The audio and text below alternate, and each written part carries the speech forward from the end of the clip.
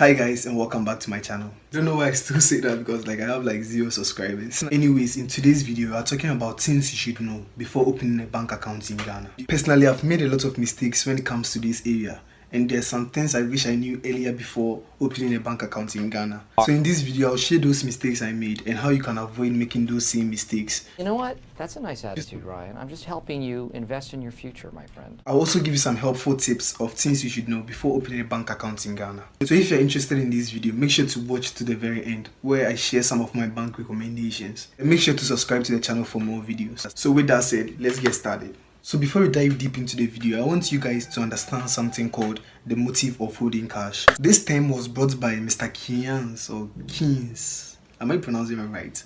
Let's just call him Mr. Key. If you want to speak English, speak it well. If you don't know how to speak English, leave it. And it was brought up by Mr. K to explain the reason why people held cash. To him, there are 3 reasons for holding cash: the transaction motive, precautionary motive, and the speculative motive. The transaction motive for holding cash arises from the fact that most day-to-day transactions involve exchange of money. Because it is important to have money available for transactions, people are more likely to hold cash. The precautionary motive for holding cash is when people feel the need to have money on the side as a precaution against an uncertain future. Unexpected expenses such as a medical bill or a car repair bill often require immediate payment. So there's a need to have money on the side for such unforeseen situations, unless you can predict the future. The speculative motive for holding a cash occurs when people feel it's less risky to just hold the cash than to put it into an investment instead. Or it could be that the person is holding the cash in case an opportunity arises. Understanding the motive for which you are holding cash will help you determine where to put your money or where your money should go to work in your best interest. Here's why.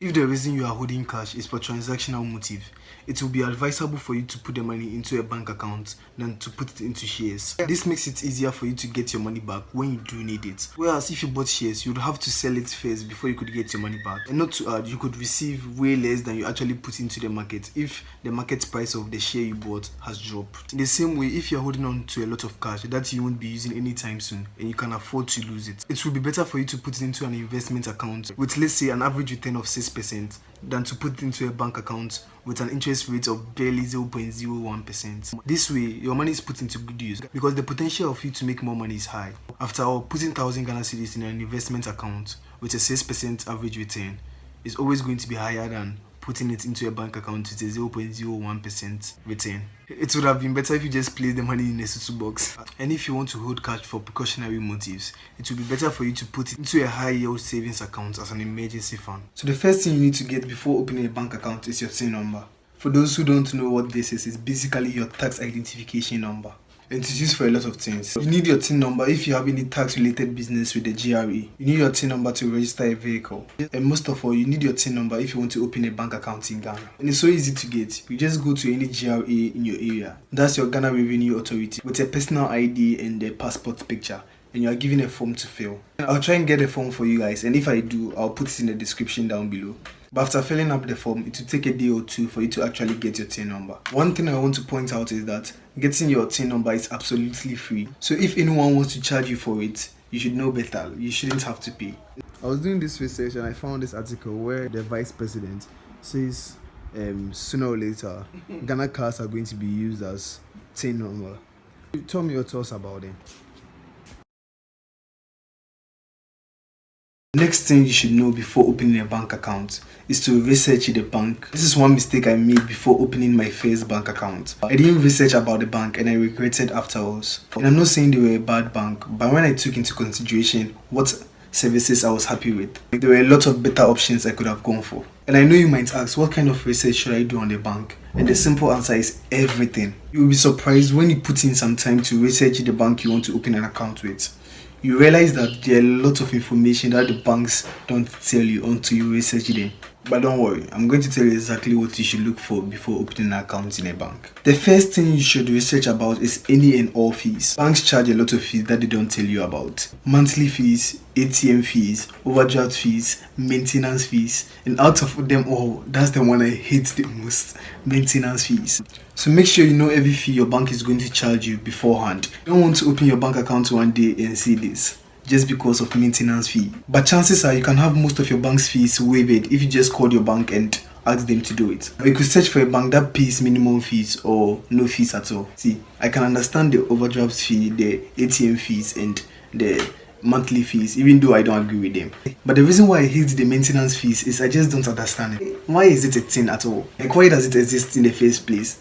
If anyone understands the whole concept of maintenance fee, the person should just comment it down below, because I really hate it. I don't really understand what it's about. Even if I do, like, I just don't think it should be something that should exist in the first place. So comment down below if you do understand it. But it doesn't matter, you should just make sure your bank doesn't charge you any fees at all. Second thing you should search on is the interest rate being charged by your bank account. Generally, if your bank pays out interest, chances are the rates are going to be very, very low. So I wouldn't recommend it as a form of investment. But just because I'm keeping my money in a bank account for daily transactions or as an emergency fund shouldn't mean I should be losing value on the money, since most likely the inflation rate is going to be higher than the bank's interest rate being given. Talk about 0.001%. I mean, if you were to put 1,000 Ghana cedis into that bank account, after the end of the year, the returns you make on it is just 1 cedi. With Ghana's inflation rate, it actually means you're going to be losing more money on that initial 1,000 Ghana cedis deposit, because the purchasing power of 1,000 Ghana cedis now isn't going to be the same in the future. It's going to reduce. I want to assure you people and assure the country, the economy is now on. So make sure to research your bank to know if they offer a high yield interest rate. Before I continue this video, one thing I want to make clear is that you shouldn't be afraid to walk away from your current bank, because people have this kind of mindset that you can only stick to one bank, but that's not true. If you do your research and you feel like the services being provided by your current bank isn't what you prefer, there are a lot of options, so you shouldn't be afraid to walk away from your current bank account. Or like I said before, you can call your current bank to see if they would improve the current services being provided to you, because chances are they would want to keep their consumer base and would do anything to prevent them from actually leaving. So you can call them to see if they can improve upon the current services being provided to you.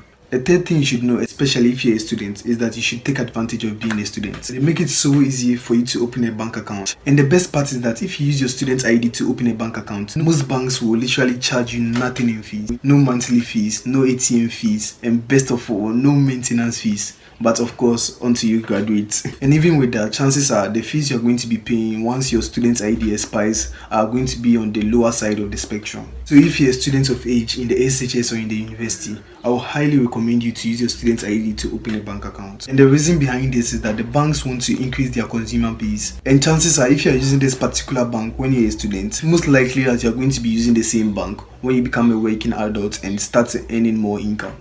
I don't want to make this video a very long one, so I'm going to leave a list of some questions you could research on before opening a bank account.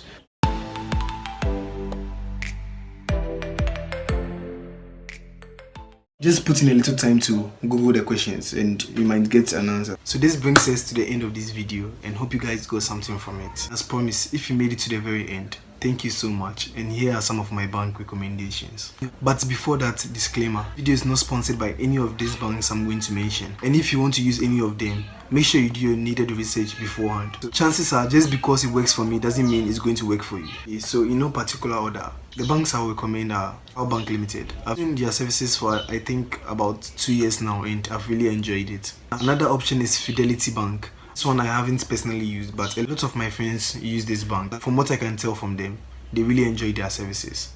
Also, First Atlantic Bank is another good alternative. You can also follow me on Instagram at.